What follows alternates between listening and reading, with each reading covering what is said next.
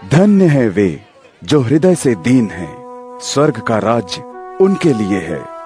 धन्य है वे जो शोक करते हैं, क्योंकि परमेश्वर उन्हें सांत्वना देता है। धन्य है वे जो नम्र हैं, क्योंकि यह पृथ्वी उन्हीं की है। धन्य है वे जो नीति के प्रति भूखे और प्यासे रहते हैं, क्योंकि परमेश्वर उन्हें संतोष देगा, तृप्ति देगा। धन्य है वे जो दयालु हैं, क्योंकि उन पर दया गगन से बरसेगी। धन्य है वे जो हृदय के शुद्ध हैं, क्योंकि वे परमेश्वर के दर्शन करेंगे। धन्य है वे जो शांति के काम करते हैं, क्योंकि वे परमेश्वर के पुत्र कहलाएंगे। धन्य है वे जो नीति के हित में यातनाएं भोगते हैं, स्वर्ग का राज्य उनके लिए ही है। और तुम भी धन्य हो, क्योंकि जब लोग तुम्हारा अपमान करें, तुम्हें यातनाएं दें और मेरे लिए तुम्हारे विरोध में तरह तरह की झूठी बातें कहें, बस इसलिए कि तुम मेरे अनुयायी हो, तब तुम प्रसन्न रहना, आनंद से रहना, क्योंकि स्वर्ग में तुम्हें इसका प्रतिफल मिलेगा। यह वैसा ही है जैसे तुमसे पहले के भविष्यवक्ताओं को लोगों ने सताया था। तुम समूची मानवता के लिए नमक हो, किंतु यदि नमक ही बेस्वाद हो जाए तो उसे फिर नमकीन नहीं बनाया जा सकता है। वह फिर किसी काम का नहीं रहेगा, केवल इसके कि उसे बाहर लोगों की ठोकरों में फेंक दिया जाए। तुम जगत के लिए प्रकाश हो, एक ऐसा नगर जो पहाड़ की चोटी पर बसा है, छिपाए नहीं छिपाया जा सकता। लोग दिया जलाकर किसी बाल्टी के नीचे उसे नहीं रखते, बल्कि उसे दीवट पर रखा जाता है और वह घर के सब लोगों को प्रकाश देता है। लोगों के सामने तुम्हारा प्रकाश ऐसे चमके कि वे तुम्हारे अच्छे कामों को देखें और स्वर्ग में स्थित तुम्हारे परम पिता की महिमा का बखान करें। यह मत सोचो कि मैं मूसा के धर्म नियम या भविष्यवक्ताओं के लिखे को नष्ट करने आया हूं। मैं उन्हें नष्ट करने नहीं, बल्कि उन्हें पूर्ण करने आया हूं। मैं तुमसे सत्य कहता हूं कि जब तक धरती और आकाश समाप्त नहीं हो जाते, मूसा की व्यवस्था का एक एक शब्द और एक एक अक्षर बना रहेगा। वह तब तक बना रहेगा जब तक वह पूरा नहीं हो लेता।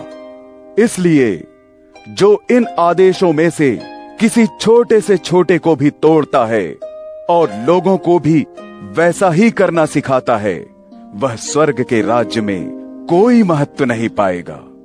किंतु जो उन पर चलता है और दूसरों को उन पर चलने का उपदेश देता है, वह स्वर्ग के राज्य में महान समझा जाएगा।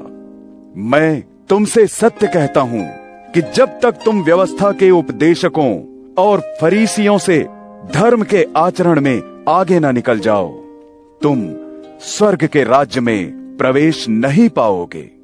तुम जानते हो कि हमारे पूर्वजों से कहा गया था, हत्या मत करो, और यदि कोई हत्या करता है तो उसे अदालत में उसका जवाब देना होगा। किंतु मैं तुमसे कहता हूं कि जो व्यक्ति अपने भाई पर क्रोध करता है, उसे भी अदालत में इसके लिए उत्तर देना होगा। और जो कोई अपने भाई का अपमान करेगा, उसे सर्वोच्च संघ के सामने जवाब देना होगा। और यदि कोई अपने किसी बंधु से कहे, अरे असभ्य, मूर्ख, तो नरक की आग के बीच उस पर इसकी जवाबदेही होगी। इसलिए यदि तू वेदी पर अपनी भेंट चढ़ा रहा है और वहां तुझे याद आए कि तेरे भाई के मन में तेरे लिए कोई विरोध है, तो तू उपासना की भेंट को वहीं छोड़ दे और पहले जाकर अपने उस बंधु से सुलह कर और फिर आकर भेंट चढ़ा। तेरा शत्रु तुझे न्यायालय में ले जाता हुआ जब रास्ते में ही हो, तू झटपट उसे अपना मित्र बना ले। कहीं वह तुझे न्यायी को न सौंप दे और फिर न्यायी सिपाही को, जो तुझे जेल में डाल देगा। मैं तुझे सत्य बताता हूं, तू जेल से तब तक नहीं छूट पाएगा जब तक तू पाई पाई न चुका दे। तुम जानते हो कि यह कहा गया है, व्यभिचार मत करो। किंतु मैं तुमसे कहता हूं कि यदि कोई किसी स्त्री को वासना की आंख से देखता है, तो वह अपने मन में पहले ही उसके साथ व्यभिचार कर चुका है। इसलिए यदि तेरी दाहिनी आंख तुझसे पाप करवाए तो उसे निकाल कर फेंक दे, क्योंकि तेरे लिए यह अच्छा है कि तेरे शरीर का कोई एक अंग नष्ट हो जाए, बजाय इसके कि तेरा सारा शरीर ही नरक में डाल दिया जाए। और यदि तेरा दाहिना हाथ तुझसे पाप करवाए तो उसे काट कर फेंक दे, क्योंकि तेरे लिए यह अच्छा है कि तेरे शरीर का एक अंग नष्ट हो जाए, बजाय इसके कि तेरा संपूर्ण शरीर ही नरक में चला जाए।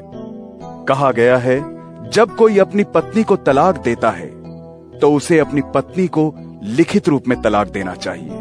किंतु मैं तुमसे कहता हूं कि हर वह व्यक्ति जो अपनी पत्नी को तलाक देता है, यदि उसने यह तलाक उसके व्यभिचारी आचरण के कारण नहीं दिया है, तो जब वह दूसरा विवाह करती है तो मानो वह व्यक्ति ही उससे व्यभिचार करवाता है।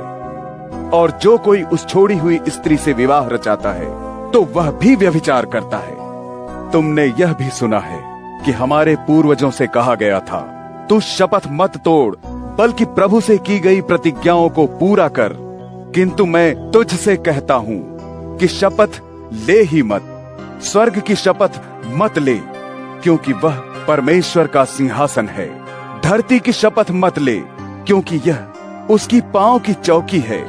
यरूशलेम की शपथ मत ले, क्योंकि यह महासम्राट का नगर है। अपने सिर की शपथ भी मत ले, क्योंकि तू किसी एक बाल तक को सफेद या काला नहीं कर सकता है।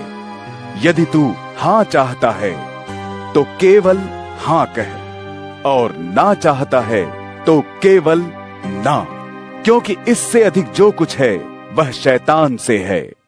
तुमने सुना है, कहा गया है, आंख के बदले आंख और दांत के बदले दांत।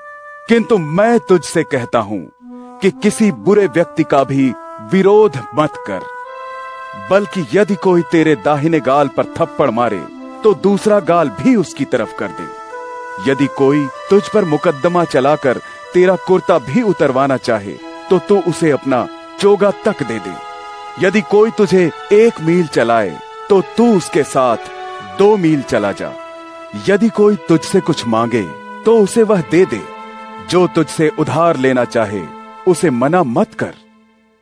तुमने सुना है, कहा गया है, तू अपने पड़ोसी से प्रेम कर और शत्रु से घृणा कर। किंतु मैं कहता हूं, अपने शत्रुओं से भी प्यार करो, जो तुम्हें यातनाएं देते हैं उनके लिए भी प्रार्थना करो, ताकि तुम स्वर्ग में रहने वाले अपने पिता की सिद्ध संतान बन सको, क्योंकि वह बुरों और भलों सब पर सूर्य का प्रकाश चमकाता है, पापियों और धर्मियों सब पर वर्षा कराता है। यह मैं इसलिए कहता हूं कि यदि तू उन्हीं से प्रेम करेगा जो तुझसे प्रेम करते हैं, तो तुझे क्या फल मिलेगा? क्या ऐसा तो कर वसूल करने वाले भी नहीं करते? यदि तू अपने भाई बंदों का ही स्वागत करेगा तो तू औरों से अधिक क्या कर रहा है? क्या ऐसा तो विधर्मी भी नहीं करते? इसलिए परिपूर्ण बनो, वैसे ही जैसे तुम्हारा स्वर्ग पिता परिपूर्ण है।